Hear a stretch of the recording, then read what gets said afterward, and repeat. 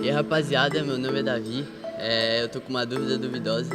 Eu queria saber quantos tipos de espanhol existem e qual é a diferença entre eles e qual que o Gai ensina. Bom, começamos inicialmente dizendo que não existe vários tipos de espanhol.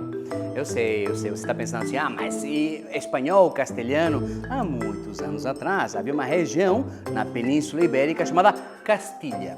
Tecnicamente, quem morava em Castilha falava castelhano. Havia outras unidades independentes em cima de uma bandeira só que chama Espanha. Então, castelhano e espanhol são exatamente a mesma coisa. Aí você se pergunta, mas eu fui no Uruguai, fui na Bolívia. Que bom que você foi. A questão é, há uma variedade de sons, ou seja, vamos pensar no português. O que é certo falar? Por quê, por quê ou por quê? Depende. Você nasceu aqui em Florianópolis, você fala por quê, porta aberta. Se você nasceu, sei lá, em Criciúma, por quê, porta aberta.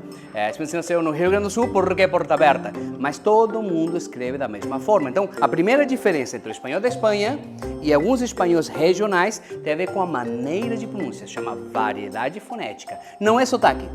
Você já percebeu que eu não sou brasileiro? Você tem cara de índio. Tá, no Brasil também tem índios. Eu falo um idioma com sons de um outro. Isso chama sotaque.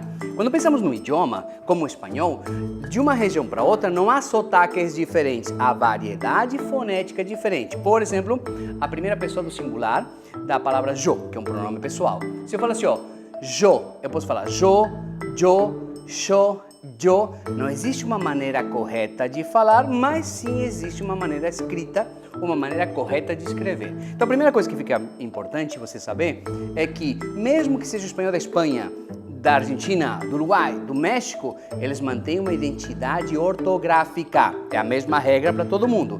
Sim, temos maneiras diferentes de pronúncia. E sim, nós temos uma variedade lexicográfica, ou seja, em português, você pode chamar de um rapaz de menino, piá, guri. Você pode falar mandioca, aipim, macaxeira. Você pode falar pão de trigo, pão de sal, pão francês, cacetinho. Tem uma variedade de nomes diferentes para um único objeto. A mesma coisa acontece nos espanhóis ou nos lugares que se fala espanhol. E por último, mas nem por isso menos importante, nós temos uma coisa chamada estrangeirismo. Sim, se eu falo assim para você, fake news. Se você vai no McDonald's, está escrito assim, drive-thru. Você nem sabe o que é drive-thru, você segue a flecha.